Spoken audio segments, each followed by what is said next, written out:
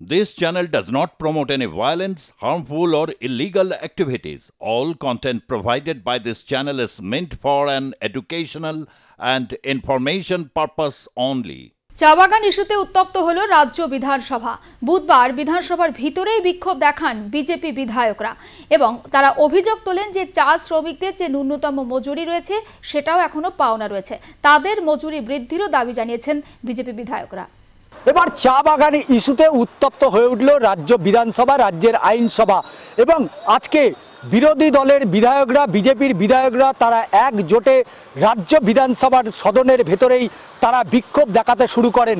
তার কারণ মুখ্যমন্ত্রী সেখানে টি ট্যুরিজম এবং তার পাশাপাশি 20% জমি ফ্রি হোল্ড করার যে ঘোষণা করেছেন সেটাকে নিয়েই মূলত আজকে বিক্ষোভ প্রদর্শন করেন বিজেপির বিধায়করা এবং তারা বিধানসভা বয়কট করে তারা বাইরে স্লোগান দিতে দিতে বেরিয়ে আসে। তাদের দাবি এই প্রত্যন্ত যারা চা বাগানের শ্রমিক রয়েছে তারা নিয়মিত তাদের যে মজুরি সেই ন্যূনতম মজুরি তারা কিন্তু পান না। 250 টাকা করে মাথা পিছু সেই মজুরি দেওয়া হয়, কিন্তু সেই মজুরি এখনো পর্যন্ত বৃদ্ধি করা হয়নি এবং তার উপরেই মুখ্যমন্ত্রীর এই ঘোষণার পরেই তীব্র ক্ষোভে ফেটে পড়ে উত্তরবঙ্গের যারা বিধায়ক, শুধু নয় দক্ষিণবঙ্গের বিধায়করা এবং এই নিয়ে দীর্ঘ সময় তারা বিধানসভা গেটের সামনে বসে তুমুল বিক্ষোভ দেখাতে শুরু করেন।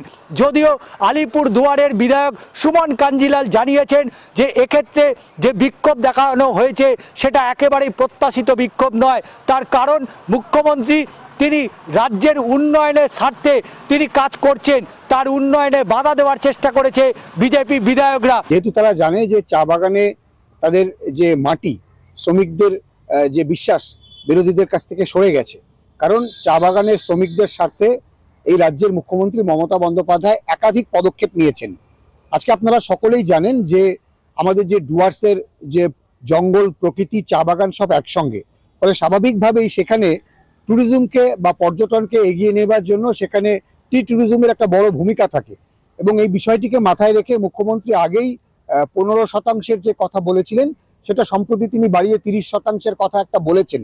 কিন্তু তার মানে কখনোই তা না যে জোর করে কোনো চা বাগানের জমিকে মালিকের অনিচ্ছা সত্ত্বেও নিয়ে সেখানে টি ট্যুরিজমের কাজে লাগানো হবে।